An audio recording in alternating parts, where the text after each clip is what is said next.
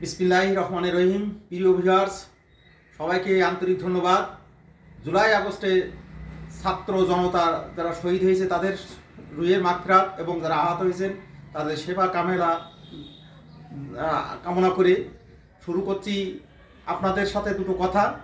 সেটা হলো ওই ছাত্র জনতার যে সরকার, মাননীয় প্রধান উপদেষ্টা ডক্টর মোহাম্মদ ইউনূস স্যার, উনি যে বলেছেন যে এই পৃথিবীর আকাশটা হবে আমাদের ছাদ এবং জমিনটা হবে আমাদের বাড়ি, কোনো ভেদাভেদ থাকবে না। তাই আমি বলতে চাই, একটা পৃথিবী, একটা পরিবার, একটা স্বপ্ন।